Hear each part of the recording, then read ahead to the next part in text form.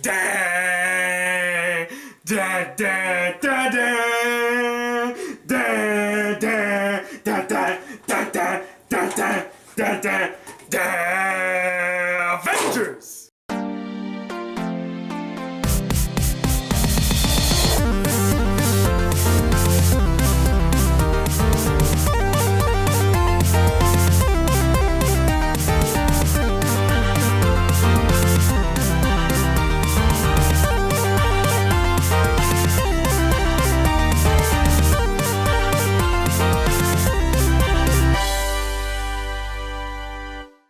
Black Critic Guy, excited like a kid in a candy store to review the most highly anticipated sequel in the past decade. And that, of course, is Avengers Age of Ultron. So the Avengers Age of Ultron starts off with Earth's mightiest heroes dealing with the remnants of the Hydra threat from the previous films. And while dealing with this threat, Tony Stark stumbles upon something that they have been working on, which is artificial intelligence, and he came up with the brilliant idea of taking what they've been working on and hey, let me use it to protect the world. But little did Tony Stark know that that plan of his would end up backfiring in his face in a very huge way, as the artificial intelligence, which will later be known as Ultron, decides, you know what the world could do without?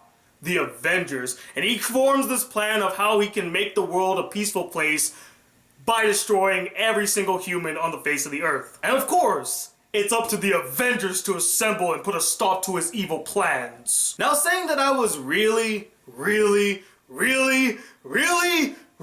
looking forward to this film after the end of the Avengers is such a huge understatement, because no words that mankind has made could fully express my feelings for this upcoming sequel. Literally no words could describe it. And I made damn sure that if I was going to see this film, I was going to see it in the biggest screen possible, so I went to see it in IMAX 3D. And after getting back from the film, I gotta say, I really enjoyed this sequel. Now, I know a ton of you are going to ask me this question anyway, so I might as well address it now.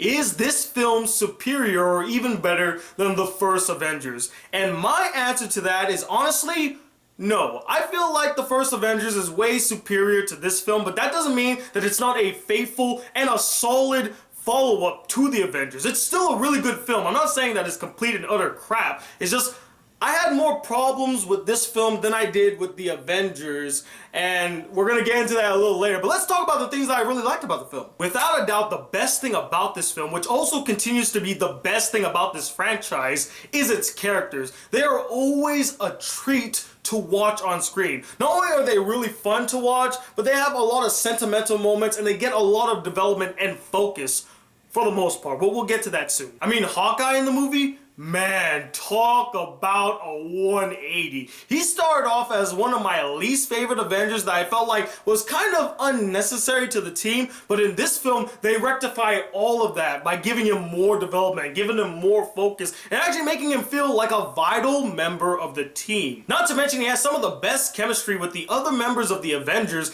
and has some of the most memorable and hilarious lines in the entire film. Like almost every wisecrack he made me laugh, and they were so well delivered by Jeremy Renner. He just knocked it out of the park. And my boy, Captain America, played by Chris Evans, still knocks it out of the park, and he still embodies everything that Captain America stands for. Like, he is the definitive Captain America. I honestly can't see anyone else playing Steve Rogers besides Chris Evans. He really embraced the character, and he felt like a real leader, making the hard decisions, making sure that the team stays together, and every line that Captain America delivered was a bullseye. That is exactly what Captain America would say in a situation like that. And to kind of touch on this one a little bit, Bruce Banner and Natasha Romanoff, their chemistry and relationship is so on freaking point in this film, and I just ate it up. I was rooting for it from the get-go. The moment that I saw it in the trailer, I was like, yep,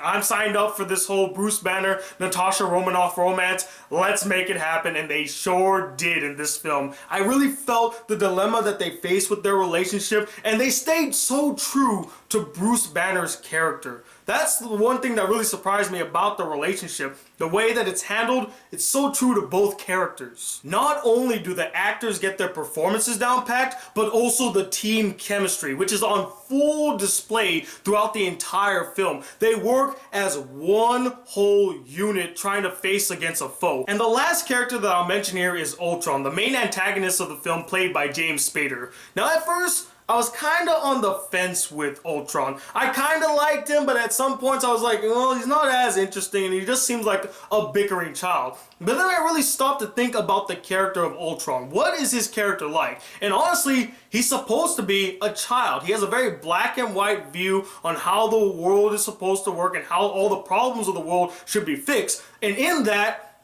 they captured his character perfectly. Even with all the information and intelligence that he had in his fingertips, he still had the mind of a child that only saw things in black and white instead of a shade of gray. The fight scenes.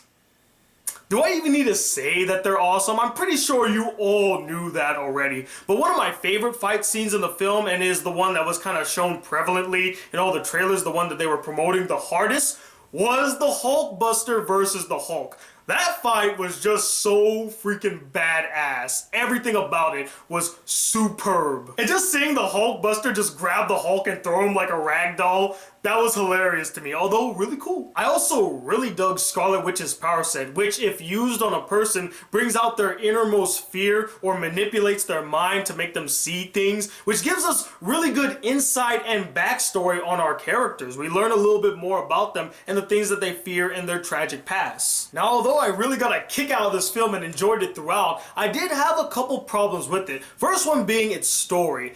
I just wasn't really fully invested with the story, and I personally felt like the story felt more like a setup story than its own standalone story. Just like how Captain America, the first Avenger, was kind of setting up the Tesseract that will be prevalent in the Avengers, it kind of felt like that. Like, it wasn't trying to be the story about the Age of Ultron. It felt like, hey, look, we're hinting at Civil War. Look at this fight between Tony and Cap. Oh, we're hinting at Infinity War. Look at this scene where we're talking about the gems. It just felt like this film was an establishing film to establish upcoming films instead of what it should have been, which is the end game for phase 2. This is where it's all culminating to. The story just didn't feel like that. Not to mention that the story wasn't all that original. I mean, we kind of seen this element not only in other films, but also in the first Avengers. The pace and the editing in the first 30 minutes of the film was way off, with the editing just being so sloppy and all over the place with no fluidity in it, and the pace was just way too fast. And the last issue that I have with this film is kind of a biggie, and that's the fact that some of the characters were either way too underdeveloped,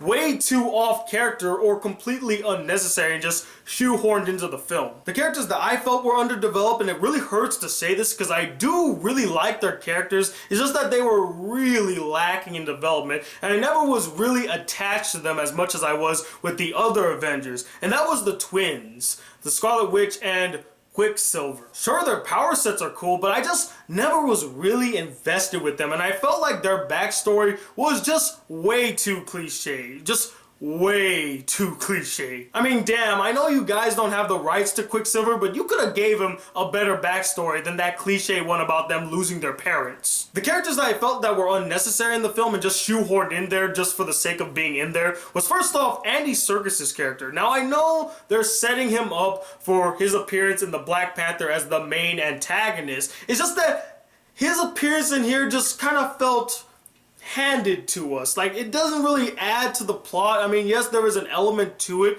but they could have easily have just stolen it from him without him making an appearance. He didn't really need to make an appearance. But the one character that not only truly pissed me off in this film, but learned absolutely nothing from this experience, learned nothing from his mistake, was Tony Stark. This guy was a complete asshole in this film and completely stupid. He made the same mistake twice. It just felt like his ego really got the best of him in this film. And I know the whole point is that they're trying to make the parallel between him and Ultron. They're basically shadowing each other. They're the same person. But I just felt like he should have at least learned something from this experience. By the end of the film, it didn't feel like he learned anything.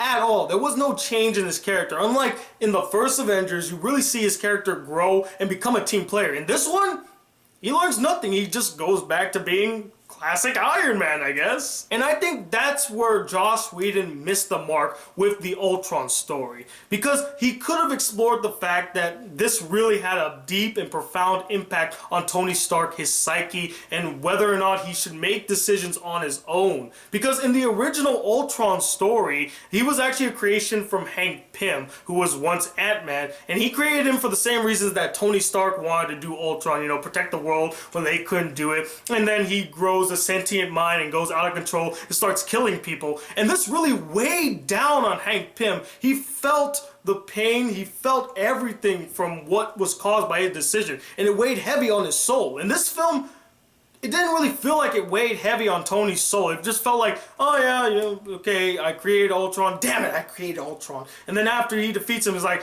okay, everything's fine. I can sleep soundly at night. That's not what I wanted to see. I wanted him to be like, oh, damn, I almost caused the world's destruction. But even with all those problems, guys, I still had a blast with the Avengers. It was such a fun time. It was so exhilarating, and I could not stop watching it. In fact, I want to go see it again right now. And that's why I'm going to give it a 4.5 out of 5 stars. It is truly one hell of a film, and you should definitely go see it. But anyway, what did you guys think of this film? Did you really enjoy it? Did it live up to your expectations? Or did it really let you down and you found it really boring and it just didn't live up to the first Avengers? And starting tomorrow, I'm doing a new series on this channel that was inspired by Jack's Films' Yesterday I Asked You segment, or YAI, called In 4 Words. Or basically, I'm going to ask you guys to describe a movie, TV show, or anime that I recently reviewed in 4 words. So to kickstart this new series, I'm going to ask you guys to describe the Avengers Age of Ultron in 4 words. So leave your comments below and I'll pick my favorites and put them in the latest episode of In 4 Words. So until that video comes, guys, if you would like to be a part of the Black Critic crew and not miss out on a single awesome video, please hit that subscribe button below, like this video if you really enjoyed it, and I'm 21 seconds saving the world one review at a time as the Black Critic Guy. Till then, peace, YouTube.